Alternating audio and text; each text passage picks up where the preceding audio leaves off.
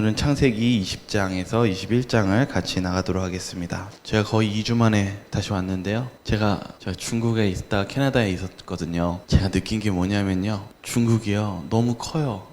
제가 잘 아는 목사님을 그 선교사님의 집에 갔는데 시골이래요. 전 시골에 있다고 생각하고 근데 700만이 살아요. 저는 송도 같은 게요. 끊임없이 수십 킬로가 막 건물이 더져 있어요.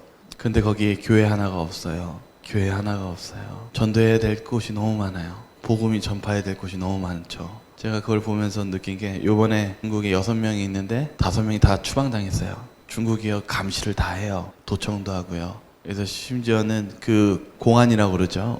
찾아와서 너 당신 선교사인 거 다 안다고. 하나님께서 그 땅에 분명히 복음의 씨앗을 뿌려줄 거라고 믿어요. 왜 그러냐면 현재 미국이 막 흔들고 있잖아요. 중국을요. 진짜 심하게 흔들고 있어요. 중국을 이렇게 흔들 만한 힘이 다른 나라가 없어요. 근데 미국이 이제 흔들고 있는데 그 중에 하나가 뭐냐면 개방하라는 거예요. 너희들 기술 훔쳐가지도 말고 또 너희들 막 자꾸 억압하는 거 투자 못하게 하고 뭐 그러는데 개방해. 이렇게 하고 있어요. 근데 이것도 하나님의 뜻인가? 언젠가 또 이렇게 복음을 전하라는. 왜냐하면 제가 이렇게 거기에서 몇 도시를 지나가면서 느낀 게 와, 이곳에 예배소 하나가 없다니. 거기 실은 예배소가 하나 있었는데 강제로 해산당했어요. 그리고 제가 캐나다에 갔는데 딱 요 시간 한 주 전이었는데 제가 예배 드리려고 캐나다 거기 밴쿠버에서 제일 큰 교회를 갔는데 예배를 안 드려요. 큰 교회예요. 정말 큰 교회를 갔어요. 재림교회에서. 그리고 다른 교회 하나를 더 갔는데 거기도 안 드려요. 제가 이렇게 그때 지난주에 돌아오면서 제가 느낀 게 있었어요. 금요일에 예배를 드린다는 것은 참 행복한 것이구나.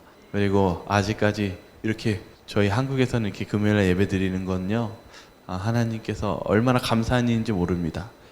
그게 저희들이 이렇게 모일 만한 곳이 있다는 것에 감사하다는 생각이 들었습니다. 저희가 이렇게 예배 드릴 수 있다는 거 감사하지 않습니까? 예배 드릴 수 있음은 참 감사한 것 같다는 생각이 들었어요.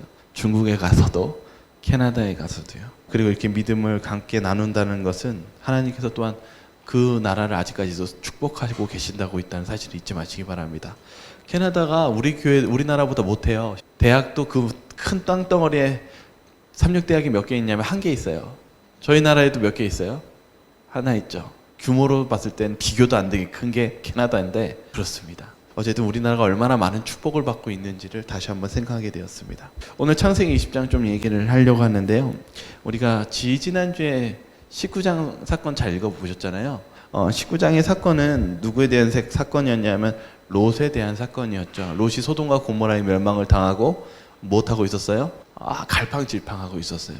이 롯이 갈팡질팡하면서 자꾸 뭐가 아쉬웠냐면 자기가 살고 있었던 이 소돔이라는 아름다운 도시가 자신의 집이 아쉬웠어요. 그래서 자꾸 뭘 머뭇거렸냐면 뭐 하나 더 가져갈 거 없을까 하고 하다가 결국은 천사가 강제로 손을 끄집어내서 살려준 거예요. 실은요. 그러함 속에서도 마음이 동하지 않아가지고 결국은 그의 아내를 잃어버렸고 그의 딸들도 어떻게 보면은 그 사상에 물들어서 결국은 암몬과 모압 족속의 후손의 시작이 되었죠. 그게 우리 19장에 있는 사건입니다. 그런데 그 사건에 이어서 이제 20장에는 이제 누구에 대한 이야기가 시작되냐면 아브라함에 대한 이야기가 시작돼요. 아브라함도 온전한 사람이었냐? 오늘 20장에 보면은 불완전한 사람이었음을 우린 보게 됩니다. 20장에 보면은 아브라함이 이제 네게부 땅으로 옮겨가서 가데스와 술 사이 그랄에 거류하였다라고 시작합니다. 다시 어떤 일 때문에 아브라함이 자리를 옮기게 되었습니다. 그런데 2절에 보면은 2절과 3절에 보면은 문제가 다시 시작됩니다. 한번 같이 읽어보겠습니다. 시작. 그의 아내 사라가 자기 누이라 하였으므로 그라랑 아비멜렉이 사람을 보내어 사라를 데려갔더니 그 밤에 하나님이 아비멜렉에 현몽하시고 그에게 이르시되 내가 데려간 이 여인으로 말미암아 내가 죽으리니 그는 남편이 있는 여자임이니라. 아브라함이 전에 비슷한 일을 했었죠. 애굽으로 가뭄 때문에 피신했을 때 사라를 누이라고 이야기했어요. 그래서 자신의 위기를 모면해 보려고 그랬죠. 그때 하나님이 깨우쳐 주셨잖아요. 그렇게 하지 말라고요. 그런데 아브라함이 또 뭐예요? 또 속이고 앉아 있어요. 누이라고 속이고 있어요. 다시 말하면은 여기 오늘 문제는 이거예요. 여기 주석은 이렇게 얘기해요. 아브라함은 진실을 다 말하지 않았다. 아브라함이 진짜 진실을 다 말하지 않았죠. 못했어요? 반은 맞았고 반은 틀렸죠. 그가 꾀를 부리는 거죠. 이거 실은 어떤 거였냐면 이미 했던 실수였는데 또 반복하고 있어요.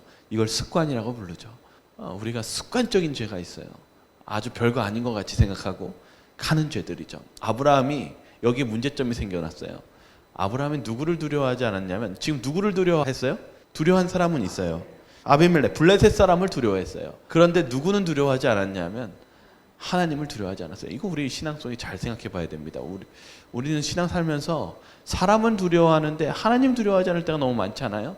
아브라함이 이렇게 하고 있었어요. 이거 두 번째 실수한 거는 아브라함이 못하고 있었다는 거냐면 하나님을 그렇게 두려워하지 않았다는 뜻이에요. 실수한 거죠. 이것에 대해서 이제 얘기하는 거예요. 하나님이 아비멜렉에게 꿈속에 나타나셨죠. 왜냐하면 이때 당시에는 꿈이 실은 하나님을 만나는 장소였다고 믿었기 때문이에요. 그래서 하나님은 그들이 믿고 있는 방법으로 통해서 이 아비멜렉에게 나타나십니다. 그러면서 뭐라고 말씀하시냐면 너 죽는다 이렇게 말씀하셨어요. 실제로 어떤 일이 벌어졌냐면 아비멜렉에 극심한 전염병이 왔어요. 그러니까 죽을 만한 병이 온 거예요. 그래서 이런 아비멜렉이 이 사건을 통해서 전염병이 왔어요. 그렇기 때문에 아비멜렉은 곧 죽을 것이었어요. 그리고 죽음이 왔어요. 여기 보시면 4절과 5절 좀 더 읽겠습니다. 아비멜렉이 시작. 아비멜렉이 그 여인을 가까이 하지 아니하였으므로 그가 대답하여 주여 주께서 의로운 백성도 멸하시나이까. 그가 나에게 이는 내 누이라고 하지 아니하였나이까. 그 여인도 그는 내 오랍이라 하였사오니 나는 온전한 마음과 깨끗한 손으로 이렇게 하였나이다. 아비멜렉이 하나님께 뭐라고 대답해요? 하나님, 내가 그 여인을 가까이 하지 아니하였으므로 그가 대답하되 주여 주께서 의로운 백성도 멸하시나이까. 실은 아비멜렉은 두려웠어요. 누가 두려웠어요? 하나님이요. 완전 반대죠. 아브라함은 하나님의 두려움을 까먹었는데 아비멜렉은 하나님이 두려웠어요. 왜 두려웠을까요? 이미 19장에 답이 나와 있어요. 소돔과 고모라를 누가 멸망시켜버렸어요? 하나님께서 그 불로 완전히 진멸해버렸잖아요. 그리고 또한 아브라함도 두려웠어요. 실은 아브라함이 소돔과 고모라 백성들을 또 어떻게 했어요? 또 롯이 끌려갔었을 때 구해주었잖아요. 5개 성을요. 그렇게 했기 때문에 아비멜렉은 하나님이 어떤 하나님인지를 알고 있었어요. 체험했었고 얼마 지나지 않아서 소돔과 고모라가 엄청난 멸망을 당했기 때문에 이분이 엄청난 하나님이라는 것을, 엄청난 존재라는 것을 알고 있었죠. 그래서 이렇게 얘기합니다. 나는 의로운 백성도 멸하시나이까 나는 온전한 마음과 깨끗한 손으로 이렇게 하였나이다. 여러분이 아셔야 되는 게요.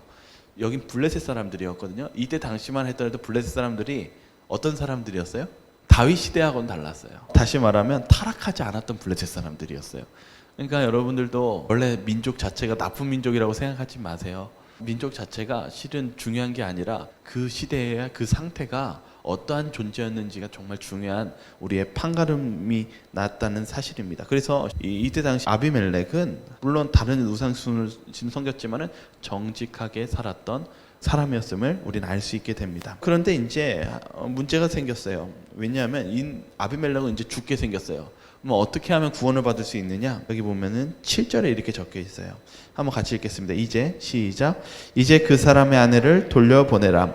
그는 선지자라. 그가 너를 위하여 기도하리니 내가 살려니와 내가 돌려보내지 아니하면 너와 내게 속한 자가 다 반드시 죽을 줄 알지니라. 아비멜렉이 살 수 있는 길은 누구에게 달려 있어요? 아브라함에게 달려 있어요. 아브라함을 하나님께서 뭐라고 말씀하시냐면 선지자라고 얘기하고 있어요. 선지자는 하나님이 보낸 사람인데 여기 주석을 보니까 여기에 초점이 뭐라고 적혀있냐면 중보자래요. 하나님께 대신 말해주고 부탁할 수 있는 사람. 실은 우리가 중보자의 개념은 예수님에 대해서 우리가 알 수 있듯이 지금 이 아비멜렉의 생명은 누구에게 달려있냐면 아브라함이 하나님께 그를 위해서 기도해 주느냐 안 해주느냐에 따라서 그의 생과 사가 달려있다는 사실입니다. 오늘도 우리가 삶 속에서 우리 주변의 사람들을 바라볼 때 그들의 생과 사가 우리에게 달려있음을 잊지 마시기 바랍니다. 실은 이 신약에서는 우리를 제사장이라고 말씀하시고 있잖아요. 제사장의 직분이 무슨 역할을 하는 거냐면 중보자의 역할이에요. 그 사람들의 죄를 대신해서 용서를 구해주는 것이 제사장의 역할이죠. 그런데 우리들의 역할이 제사장의 역할이라는 것을 또한 잊으면 안 될 것입니다. 그래서 실은 아비멜렉은 아브라함과 화해하는 게 아주 절실했어요. 굉장히 절실한 문제였죠. 이 문제가 작은 문제가 아니었음을 이 8절에서 알 수 있게 돼요. 이게 어떻게 되어 있냐면 아비멜렉이 그날 아침에 일찍 일어나 모든 종들을 불러 그 모든 일을 말하여 들려주니 그들이 심히 두려워하였더라.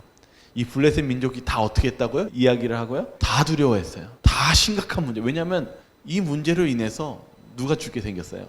자기 국가가 죽게 생겼어요. 다 멸하게 생겼어요. 이미 그 국가가 멸한 소돔과 고모라의 멸망을 이미 본 후였어요. 이들은 구원이 필요했습니다. 그래서 9절에 아비멜렉이 아브라함에게 이렇게 얘기합니다. 내가 어찌하여 우리에게 이렇게 하느냐? 내가 무슨 죄를 내게 범하였기에 내가 나와 내 나라와가 큰 죄에 빠질 뻔하게 하였느냐? 내가 합당하지 아니한 일을 내게 하였도다 하고, 여기 아브라함에게 호소합니다. 뭐라고 하냐면 내가 너에게 섭섭하게 한 거 있냐? 그렇지 않은데 왜 나한테 이렇게 어려움이 있게 하냐라고 얘기합니다. 실은 여기에 우리가 배워야 할 교훈이 있습니다. 그것은 뭐냐면 우리가 신앙생활을 했었을 때 우리가 불순종하면은, 우리가 잘하지 않으면은 그 고통이 또한 누구에게도 간다는 사실을 지금 교훈합니까? 지금 아브라함이 실은 거짓말했어요. 반신반의. 하나님 말씀을 반만 믿고 반은 속였어요. 그러니까 누가 고통을 당하고 있어요? 오늘 아비멜렉이 고통을 당하잖아요. 오늘 여러분, 우리의 신앙도 마찬가지입니다. 오늘 여러분들이 하나님께 온전히 충성하지 않고 진실되게 살지 않는다면은 그 고통이 실은 여러분 주변 사람들에게, 그리고 자신과 주변 사람들에게 그 고통을 주게 된다는 사실을 잊지 마시기 바라겠습니다. 그래서 여기 오늘 이 아비멜렉이 그 부분에 있어서 호소합니다. 12절과 13절은 이렇게 얘기하고 있어요. 그는 정말로 나의 이복 누이로서 내 아내가 되었음이니라. 이렇게 아브라함의 문제점을 고백하고 있죠. 여기 13절 보시면 하나님이 나를 내 아버지 집을 떠나 나 두루 다니게 하실 때 내가 아내에게 말하기를 이후로 우리의 가는 곳마다 그대는 나를 그대의 오라비라 하라. 이것이 그대가 내게 베풀 은혜라 하였노라. 아브라함이 문제점에 대해서 다시 한번, 아까 초반과 다시 한번 이야기하고 있습니다. 아브라함은 하나님을 두려워하지 않았고, 두 번째는 그가 진리를 진리대로 증거하지 않았다는 사실입니다. 그러니까 아브라함의 믿음이 롯과 아까 19장의 사건 속에서 아브라함도 아직까지는 부족한 믿음을 가지고 있었다는 사실을 우리는 알 수 있게 됩니다. 우리 14절과 16절 읽겠습니다. 아비멜렉이, 시작. 아비멜렉이 양과 소와 종들을 이끌어 아브라함에게 두고 그의 아내 사라도 그에게 돌려보내고 아브라함에게 이르되 내 땅에 내 앞에 있으니 내가 보기에 좋은 대로 거주하라 하고 사라에게 이르되 내가 은 1000개를 내 오라비에게 주어서 그것으로 너와 함께 한 여러 사람 앞에서 내 수치를 가리게 하였노니 내 일이 다 해결되었느니라. 아비멜렉은 아브라함에게 화해의 표시로서 양과 소를 주고, 그리고 뭐라고 얘기하냐면 아브라함은 땅이 없는 사람이거든요. 근데 원하는 대로 어떻게 하라고요? 거하라라고 요청합니다. 그리고 심지어는 은 1000개를 줍니다. 이때 당시에는 은을 줄 때 은 단위가 벽돌이었대요.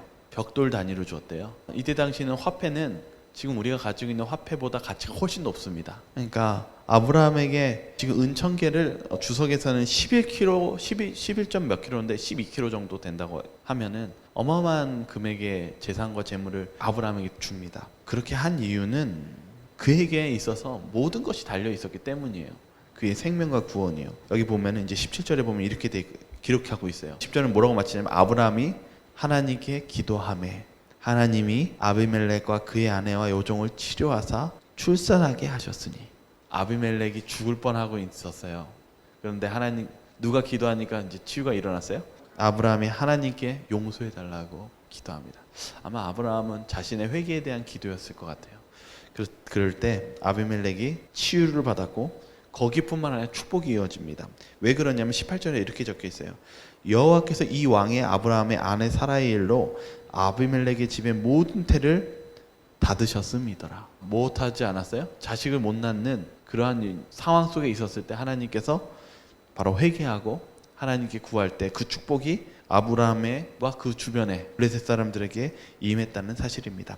오늘 여기 보면 20장은 그러함 속에서 축복이 누구에게 오는지를 설명해 주고 있습니다. 축복은 하나님께 옵니다. 오늘 실은 간단한 교훈 중에 하나예요. 뭐냐면 우리가 왜 온전히 하나님을 신뢰하지 않는가라는 질문입니다. 그러나 우리가 하나님을 온전히 신뢰한다면 하나님은 우리를 지켜주시고 축복해 주실 것입니다. 그 축복입니다. 21장은 그것에 대한 이어져서 나오는 설명입니다. 21장은 바로 사라가 출산하는 내용입니다. 우리 1절과 3절 읽겠습니다. 여호와께서 시작. 여호와께서 말씀하신 대로 사라를 돌보셨고 여호와께서 사랑하신 대로 사라에게 행하셨으므로 사라가 임신하고 하나님이 말씀하신 시기가 되어 노년에 아브라함에게 아들을 낳으니 아브라함이 그에게 태어난 아들 곧 사라가 자식에게 낳은 아들의 이름을 하여 이삭이라 하였고, 이 21장 1절과 3절을 통해서 우리가 잘 아는 바로 이삭의 탄생이 이루어집니다. 25년 기다렸어요. 아브라함이 정말 오래 기다렸죠. 어떻게 보면은 어두웠던 세월 속에서 무엇이 필요했냐면 기다림이 필요했어요. 그 인내 가운데 아브라함이 무엇을 받았냐면 응답을 받았습니다. 보상을 받았습니다. 우리 신앙은 마찬가지인 것 같아요. 우리의 신앙이요, 기다림이 필요하고 어둠이라는 긴 터널을 우리는 지나가야 됩니다. 하지만 하나님께서 우리에게 보답을 해주십니까? 아브라함의 아들을 이름을 누가 져줬냐면 하나님이 져주셨어요. 뭐라고 져주셨어요? 이삭이라고 져주셨잖아요. 이삭의 뜻이 웃음이요. 이걸 왜 얘기하냐면 6절에 적혀 있어요. 사라가 이르되 하나님이 나를 웃게 하시니 듣는 자가 다 나와 함께 웃으리로다. 여러분 잘 아시다시피 사라가 아들 낳는다고 했을 때 어떻게 웃었다고요? 비웃었어요. 또 다른 표현은 쓰라린 웃음을 이었어요. 인생의 쓰라린 웃음. 여러분 생각해 보세요. 이미 인생에 힘들고 절망적인 상황 속에서 말서 이루어질 수 없을 것 같은 이야기를 들었을 때, 세상에 찌들었을 때 그 웃음이 진짜 웃음이 아니라 어떤 웃음이에요? 인생의 쓴 웃음. 그 비웃음을 사라가 웃었다가 예수님이 그의 얼굴을 보면서 뭐라고 그랬어요? 네가 진짜 웃었다. 왜 의심하느냐라는 그 표정 속에서. 왜냐하면 예수님이 이 땅에 오시면서 제자들에게 했던 게 있었어요. 왜 믿음이 없느냐라는 질문 많이 하셨거든요. 왜 믿지 않느냐? 이상하게 여겼다라고 얘기했어요. 예수님은요. 왜 너희들 왜 그 믿음을 갖지 않지? 하나님이 약속했는데. 근데 이게 실은 사라가 웃었을 때랑 예수님이 이때 같이 있으셨잖아요. 그때 하셨던 말씀은 똑같은 말씀이셨어요. 오늘 우리도 마찬가지예요. 너 왜 온전히 믿지 않느니? 아브라함에게 똑같은 습관적인 죄를 또 저지르고 있었을 때 아브라함에게도 얘기하는 교훈이 이거였어요. 야, 왜 너 믿지 않니? 내가 이렇게 줄 수 있는데 왜 믿지 않아서 왜 주변 사람 고통당하게 만드니? 여러분 여기 오늘 21장에서도 결국은 하나님께서 웃음을 주셨는데 믿을 때 어떤 웃음을 주셨습니까? 그 비웃음은 사라지고 하나님께서 나를 진정으로 웃게 하셨어요. 그가 살아있는 참된 기쁨을 느끼게 하셨고 그 기쁨을 혼자 느끼는 것이 아니라 또 어떻게 웃게 하셨어요? 함께한 모든 사람들이 그 축복의 웃음을 함께 나눴다는 사실입니다. 우리가 하나님 믿으면 나만 웃는 게 아니에요. 우리 주변을 진심으로 웃게 해줍니다. 참된 행복과 평안을 하나님께서 주실 것입니다. 그게 우리가 진정으로 우리가 느끼는 참된 기쁨 아니겠습니까? 자, 우리 8절과 9절 읽겠습니다. 시작. 아이가 자라매 젖을 떼고 이삭이 젖을 떼는 날에 아브라함이 큰 잔치를 베풀었더라. 사라가 본즉 아브라함의 아들 애굽 여인 하갈의 아들이 이삭을 놀리는지라. 보통 아시아 국가는 젖을 오래 묵습니다. 서양이 젖을 빨리 떼거든요. 젖을 좀 한 살, 두 살 때 빨리 떼근데 특별히 아시아 국가들은 젖을 오래 물리죠. 그래서 몇 살까지도 물리냐면 5살까지도 물리는 경우도 있다고 하더라고요. 근데 평균적으로 한 3살을 바라봅니다. 3살. 그러니까 실은 지금 이삭이 젖을 뗐다고 했을 때가 몇 살이었는지 추측이 가능하냐면 3살이라고 바라봅니다. 3살이어서 이제 아브라함이 큰 잔치를 베풀었어요. 우리도 100일 지나면은 그 큰 위기를 넘겼다라고 하잖아요. 이때도 그렇게 해서 잔치를 베풉니다. 근데 문제가 발생해요. 누가 괴롭히냐면 하갈의 아들인 이스마엘이 괴롭힙니다. 이스마엘이 이삭보다 14년 앞당겨서 태어났거든요. 그러니까 몇 살이었을까요? 이삭이 3살이었으니까 17살이요. 딱 봤을 때 내가 지금까지 아브라함의 장자라고 생각했는데 누가 태어났어요? 조그만 게? 이제 내 유산을 다 빼앗을 자가 태어난 거예요. 그래서 여기 보면은 이삭을 놀리는지라. 요 단어가 웃음이라는 뜻이에요. 웃음. 이것도 웃음이라는 뜻인데 조롱할 때의 웃음입니다. 지금 이스마엘이 이제 이삭을 어떻게 하고 있냐면 조롱하고 있습니다. 여기 다른 주석을 보니까 항상 조롱했대요. 그러니까 지금 누구를 계속 괴롭히고 있어요? 이삭을 괴롭히고 있죠. 이제 이제 골치가 아파지기 시작합니다. 이걸 왜 얘기하냐면 이 이스마엘 누구 때문에 태어났어요? 불순종 때문에 태어났죠. 맞아요. 이거 다 누구 생각으로 태어난 거냐면 사라와 아브라함의 생각으로 태어난 거예요. 근데 이 골치 자신이 문제를 만들어서 지금 누구를 불행하게 만들고 있냐면 자기 자신을 불행하게 만들고 있는 거예요. 이걸 자꾸 교훈해 주는 거예요. 우리가 하나님을 전적으로 믿지 않지 않으면 우리의 삶은 불행합니다. 어려움이 계속 찾아옵니다. 이것에 대해서 이제 10절과 12절 이제 시작됩니다. 이 문제를 어떻게 해결하는지 보겠습니다. 같이 읽겠습니다. 그가 아브라함에게 이르되 이 여종과 그 아들을 내쫓으라. 이 종의 아들은 내 아들 이삭과 함께 기업을 얻지 못하리라 하므로 아브라함이 그의 아들로 말미암아 그 일이 매우 근심이 되었더니 하나님이 아브라함에게 이르시되 내 아이나 내 여종으로 말미암아 근심하지 말고 사라가 내게 이른 말을 다 들으라. 이삭에서 나는 자라야 내 씨라 부를 것임이니라. 네, 여기 보시면 사라가 화가 났어요. 아브라함이 뭐라고 그러냐면 이 아들을 어떻게 해버리래요? 쫓아버리라. 다시 말하면 이제는 같이 있을 수 없다라고 얘기합니다. 그러면서 약속을 얘기해요. 이삭과 함께 기업을 얻지 못하리라. 아브라함이 속이 어떨까요?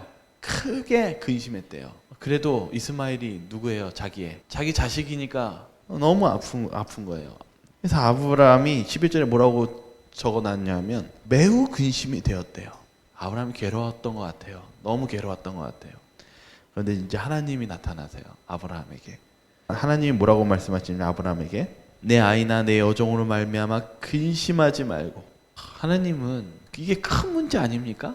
근데 아브라함에게 뭐라고 얘기하냐면 너 이 문제로 무엇하지 마? 근심하지 마. 근심하지 말고 사라가 하는 대로 그렇게 해라. 이게 무슨 뜻일까요? 하나님이 사람을 내어 쫓아내라고 하시는데 이걸 여러분들이 믿음으로 받아들일 수 있으시겠어요? 아브라함이 그렇게 합니다. 왜 그렇게 했을까요? 우리 좀 생각해 볼 필요가 없어요. 매정해서요? 아마 매정했다면 여기 매우 근심할 필요도 없었을 것입니다. 이제 아브라함이 조금씩 변하는 게 좀 느껴져요. 왜냐하면 아브라함은 누구의 말을 듣기 시작해요? 하나님의 말씀을 믿기 시작해요. 어떻게 믿냐 하면 그의 행동을 보면 알 수 있어요. 14절 15절 한번 읽어볼까요? 아브라함이 시작. 아브라함이 아침에 일찍 일어나 떡과 물 한 가죽 부대를 가져다가 하갈의 어깨에 메어주고 그 아이를 데리고 가게 하니 하갈이 나가서 브엘세벳 광야에서 방황하더니 가죽 부대에 물이 떨어진지라 그 자식을 관목 덤불 아래에 두고. 아브라함이 하갈과 그의 이스마엘에게 뭐 줬다고요? 떡과 물 한 가죽 부대. 보통 그때 당시 물통이 짐승의 가죽을 만들어서 거기 배를 꼬매서 거기다 물을 가득 담았거든요. 그러니까 어깨에 물 한 가죽 부대하고 식량 좀 준 거예요. 그거 먹으면서 어디로 가라는 거예요? 아마 하갈이 한번 도망쳤을 때 애굽으로 도망가려고 그랬거든요. 그것처럼 돌아가라는 것이죠. 아브라함이 뭘 믿고 있었냐면 이 광야입니다. 잘못하면 죽어요. 그런데 어떻게 했냐면 먹을 거 조금과 물 가죽 부대를 주고 그냥 보냈어요. 왜요? 아브라함이 매정해서 보냈어요? 죽으라고요? 아니에요. 아브라함은 하나님께서 이 둘을 무엇 하실 걸 믿었을까요? 책임져 줄 것을 믿었어요. 왜 그러냐면 12절에 뭐라고 했어요? 아이나 내 여종으로 말미암아 무엇 하지 말래요? 걱정하지 마라. 아브라함은 이 두 아내와 아이를 무엇 하고 있었어요? 걱정하고 있었는데 하나님은 얘기합니다. 걱정하지 말고 그 문제는 누가 책임져 주실까요? 하나님이 책임져 주실 거예요. 왜? 한번 확인해 볼까요? 정말 책임져 주시느냐? 여기 보면은 가죽 부대에 방황했어요. 그러니까 제가 보니까 길을 까먹었거나 아니면은 막 왔다 갔다 한 것 같아요. 그 중간에. 그래서 뭐가 일어났냐면 물이 떨어져 버렸어요. 광야에서. 그런데 여기 보면은 관목 덤물 아래에 두고 그 자식을요. 아까 이스마엘이 몇 살이었다고 제가 말씀드렸냐면 17살. 17살이면 많이 장성한 나이입니까? 장성했죠. 그러니까 여기 봤을 때 여러분은 여기 소년이라고 생각해가지고 꼬맹이라고 생각하지 마세요. 크게 장성한 아들이라고 생각하시면 돼요. 근데 물이 떨어졌는데 실신한 거예요. 실신해 버려가지고 의식이 없어지니까 이 아들을 좀 살리려고 지금 그늘 아래 눕힌 거예요. 이제 죽게 생긴 거예요. 그래서 여기 16절에 이렇게 적혀 있어요. 아이가 죽는 것을 참아보지 못하겠다 하고 화살 한바탕 거리 떨어져 마주 앉아 바라보며 소리내어 오니 아들은 의식을 잃어가고 자기도 이제 비참하게 물이 떨어져서 죽는 것 같으니까 못하고 있냐면 통곡을 하면서 마지막 울부짖고 있는 중입니다. 17절에 이제 나타납니다. 17절과 19절 읽겠습니다. 하나님이 시작. 하나님이 그 어린 아이의 소리를 들으셨으므로 하나님의 사자가 하늘에서부터 하갈을 불러 이르시되 하갈아 무슨 일이냐 두려워하지 말고 하나님이 저기 있는 아이의 소리를 들으셨나니 일어나 아이를 일으켜 내 손을 붙들라 이가 큰 민족을 이루게 하리라 하시니라. 하나님이 하갈의 눈을 밝히셨으므로 샘물을 보고 가서 가죽 부대에 물을 채워다가 그의 아이에게 마시게 하였더라. 울부짖고 너무 서글퍼 울고 있으니까 하나님이 나타나서 이렇게 얘기합니다. 하갈아 무슨 일이냐 두려워하지 말라. 하나님께서 하신 말씀은 두려워하지 말라는 거예요. 그리고 하신 일이 무엇이었냐면 첫 번째가 약속이었어요. 내 손으로 붙들라. 그가 큰 민족을 이루게 하리라. 하나님께서 아브라함에게 큰 민족을 주시겠다고 약속한 그 축복을 누구에게도 주셨습니까? 실은 이스마엘에게도 주셨어요. 하나님이 왜 이 말씀하셨어요? 내가 너를 잊지 않고 너도 축복해 주겠다라는 하나님의 사랑입니다. 그리고면서 19절에 뭐라고 얘기했냐면 하나님이 하갈을 어떻게 하셨다고 하냐면 눈을 밝히셨대요. 이게 되게 중요한 의미예요. 하갈은요 하나님이 버렸다고 생각했어요. 그래서 무엇하다고 느껴졌냐면 아들도 죽고 자기도 죽게 생겼으니까 서러워서 운 거예요. 막 울고 있었어요. 그러니까 하나님이 뭐라 하냐면 왜 두려워하니? 라고 하면서 눈을 밝히셔서 뭘 좀 보이게 하셨어요. 뭘 보이게 하셨냐면 그가 울고 있었던 자리가 어떤 자리였냐면 샘물이 있었던 자리였어요. 이걸 뭘 얘기합니까? 하나님이 그가 목마를 걸 알고 샘물을 있는 곳으로 인도하셨는데 하갈이 그게 안 보였던 거예요. 하나님이 도우시는 것을 보지 못했던 거예요.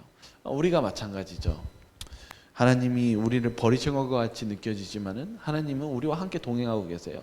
그런데 우리가 눈이 어두워져서 하나님이 도우심을 알지 못할 때 우리가 슬퍼하고 괴로워하고 있다는 사실입니다. 그래서 우리는 믿음이 필요해요.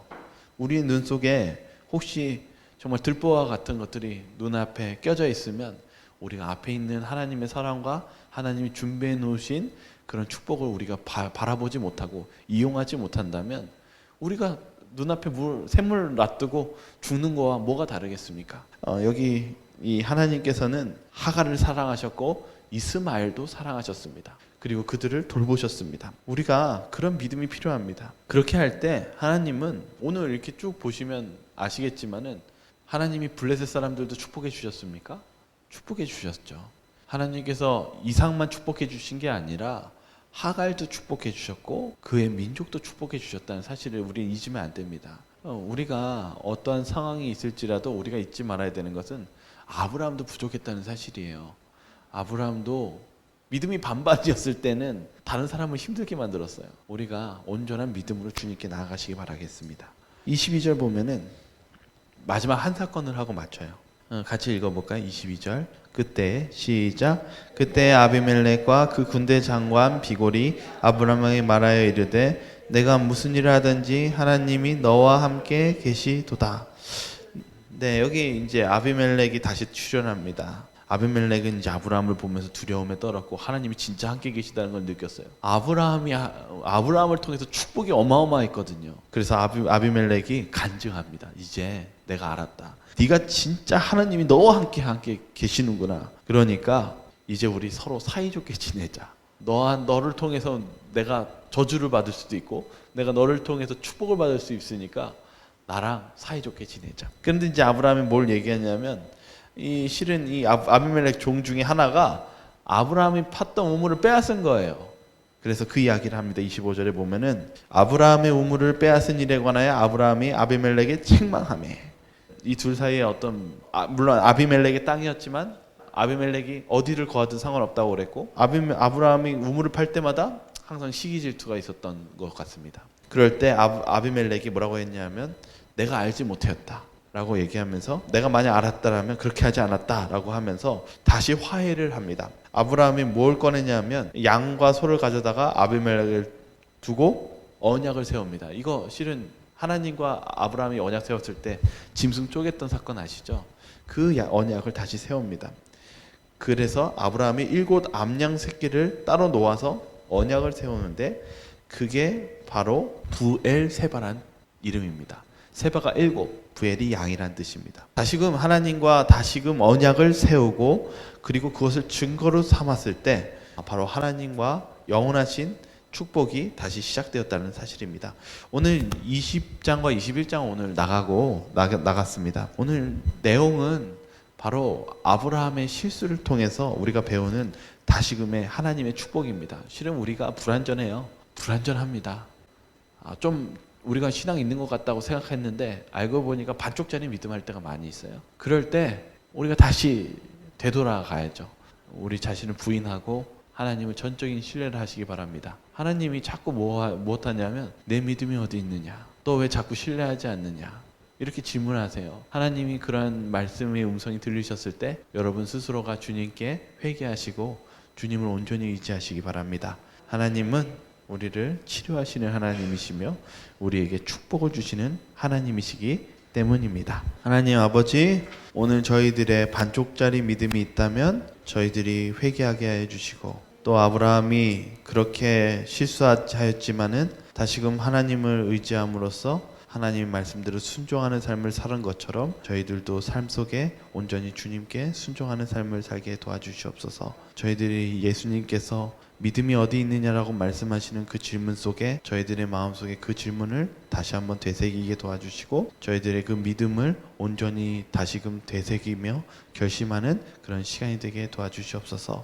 하나님만이 우리에게 축복을 주시고 하나님만이 우리를 치유해 주시는 그러한 우리의 구세주임을 저희가 깨닫는 이 시간에 저희들이 그런 주님의 치유와 주님의 용서와 주님의 평안을 누리는 그러한 시간이 되기를 간절히 소망하오며 사랑 많으신 예수 그리스도의 이름으로 기도드립니다.